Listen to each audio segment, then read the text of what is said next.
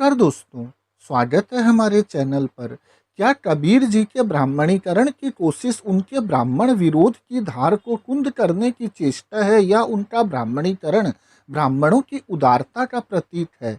क्या बहुजनों को इस बात पर प्रसन्न होना चाहिए कि शूद्रों और अतिशूद्रों में से कम कुछ महापुरुष और विद्वान ब्राह्मण या यहाँ तक कि भगवान का दर्जा प्राप्त कर रहे हैं? यदि इन प्रश्नों के उत्तर हाँ में है तो यह ब्राह्मणवाद की एक शानदार विजय होगी, क्योंकि बहुजन यह नहीं समझ पाएंगे कि किसी महापुरुष का ब्राह्मणीकरण या देवत्व उनके द्वारा आरंभ किए गए परिवर्तन की संभावनाओं को अस्वीकार करने के समान है। ब्राह्मणीकरण उस महापुरुष की चमक को फीका कर देता है। गैर ब्राह्मण व्यक्तित्वों का ब्राह्मणीकरण कर उन्हें हड़पना ब्राह्मणवाद के प्रचार प्रसार की पुरानी रणनीति है। सर्वप्रथम वे उस व्यक्ति के जीवन या उसके पूर्व जन्मों को लेकर ब्राह्मणी ढांचे के अंतर्गत कोई चमत्कारी कथा गढ़ते हैं। जरूरत पड़ने पर वे उस मनगढ़ंत कथा को पुराणों या अन्य धर्म ग्रंथों में डालकर उसे ब्राह्मणवादी धर्म ग्रंथ का हिस्सा बना देते हैं और लोगों को यह विश्वास दिलाते हैं कि उस महापुरुष और की बुद्धि और योगदान उनके प्रखर बुद्धि, परिश्रम और समर्पण का परिणाम नहीं बल्कि ईश्वरीय कृपा का परिणाम था। इससे यह सुनिश्चित होता है कि उस व्यक्तित्व के विचारों को पढ़ने, समझने और उनसे प्रेरणा लेने की बजाय उसके अनुयायी उसे देवता मानने लगते हैं। वे एक गैर ब्राह्मण व्यक्तित्व को सम्मान देने के लिए ब्राह्मणों के प्रति कृतज्ञ महसूस करते हैं। संक्षेप में, महापुरुषों का ब्राह्मणीकरण उस महापुरुष की चमक को फीका कर ही देता है।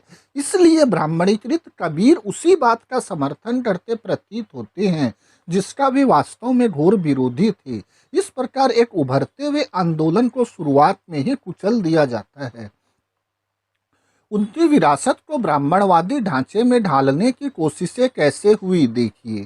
पहला नंबर, रामानंद और वैष्णववाद से संबंध। कबीर को रामानंद, एक ब्राह्मण वैष्णव संत और रामानंदी संप्रदाय के संस्थापक का शिष्य बताया जाता है। यह संबंध उनकी शिक्षाओं को वैष्णव परंपरा, जो मुख्यतः हिंदू धर्म से जुड़ी है, के साथ जोड़ने की कोशिश दर्शाता है।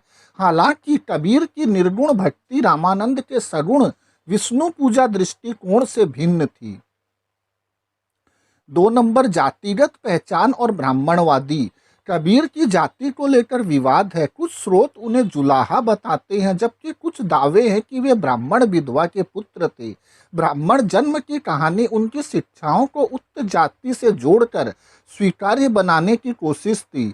भक्तमाल और दबिस्तान ए तवारीख जैसे ग्रंथों में ऐसी कहानियां मिलती है जो ब्राह्मणीकरण का संकेत देती है। 3 नंबर, हिंदू धार्मिक ढांचे में समायोजन।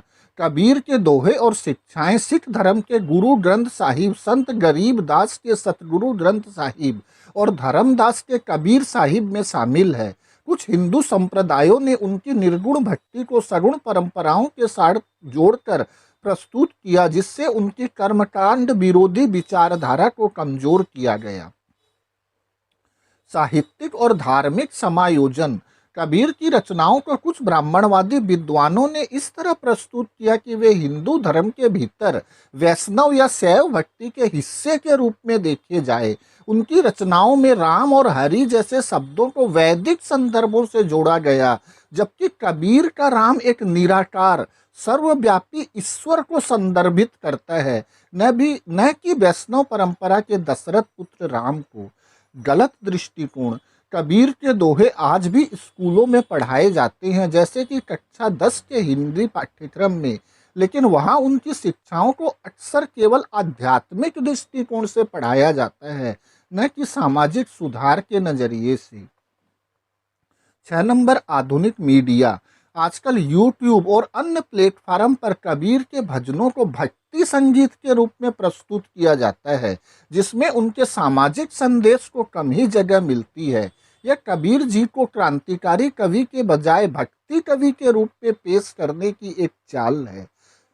दोस्तों, कोई भी समाज तब तक नहीं बदल सकता जब तक वह स्वयं न चाहे। इसलिए स्वार्थी और अवांछित ब्राह्मणवादी हस्तक्षेप के चंगुल से मुक्त होने के लिए बहुजन विद्वानों को आगे आना होगा।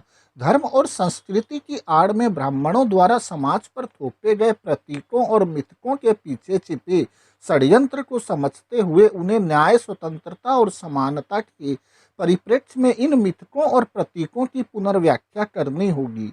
बहुजनों की मुक्ति के लिए ऐसी ही दूरदर्शिता और धर्म ग्रंथों, सांस्कृतिक परंपराओं और रीति रिवाजों के सत्य को उजागर करने के प्रयास की आवश्यकता है।